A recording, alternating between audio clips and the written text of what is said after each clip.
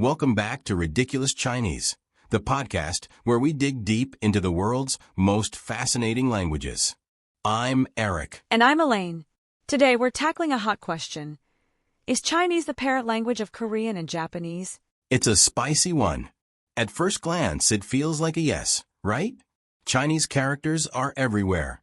Hanzi, Kanji, Hanja, it's all connected. But linguistics is never that simple. Exactly.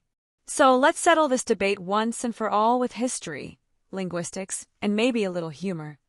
Let's start with the obvious connection, the writing systems. Chinese, Korean, and Japanese all use, or used, Chinese characters in some form. Right. Chinese characters, or hànzì, have been around for over 3,000 years. They were the go-to system for writing in East Asia, kind of like the Times New Roman of the ancient world. Exactly. Korea adopted Hanja, their name for Chinese characters, around the 4th century. And Japan picked up Kanji a little later, during the 5th or 6th century. So we can say the scripts were imported. But importing a script doesn't mean importing the language. Imagine if English switched to writing with emojis. Would that make it a new dialect of Instagram? That's actually a solid analogy. And fun fact, both Korea and Japan eventually modified their systems. Korea invented Hangul, a phonetic alphabet, in the 15th century, and Japan added Hiragana and Katakana to complement Kanji. It's like remixing a song to suit your style. The lyrics may be similar, but the tune? Totally different. Okay, but why did Korean and Japanese even start using Chinese characters? It wasn't just because China was the cool kid on the block, although let's be honest, it kind of was. Absolutely.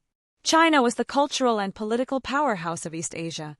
During the Han and Tang dynasties, their influence spread through trade, diplomacy, and even conquest. It made sense for their neighbors to adopt the writing system of the big player. Right.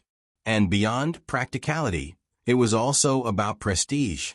Writing in Chinese was like showing you were part of the elite intellectual club. But let's not confuse this with linguistic inheritance. Just because Korea and Japan use Chinese characters doesn't mean their languages came from Chinese. Think of it like borrowing someone's notes for class. It doesn't mean you have the same handwriting. Here is where the plot thickens. Chinese, Korean, and Japanese aren't even in the same language family. Not even close. Chinese is part of the Sino-Tibetan family, which includes languages like Tibetan and Burmese. It's tonal, analytic, and has its own quirks. Korean, on the other hand, belongs to the Koreanic family.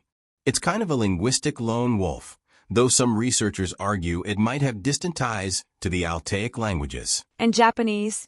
It's from the Japonic family. Also pretty isolated, but some theories link it to Ryukyuan languages spoken in Okinawa. So, to clarify, Chinese is not the parent of Korean or Japanese. They're more like distant neighbors who occasionally borrow sugar. And by sugar, I mean vocabulary. Speaking of borrowing, let's talk about Chinese loanwords. They're everywhere in Korean and Japanese. Numbers, academic terms, and even day-to-day words. Totally. Let's play a quick game. I'll say a word, and you guess if it's Chinese, Korean, or Japanese. Ready? Bring it on. Okay, the word for study. In Chinese, it's che. In Korean, Hack. And in Japanese, it's gaku. bingo. See the connection? It's the same character, slightly tweaked in pronunciation. It's like regional accents on borrowed words. But these shared words don't mean the languages are related. They just had a lot of cultural exchange. Now, let's talk grammar. This is where the differences become crystal clear. Chinese is super straightforward. No verb conjugations, no tenses, no genders.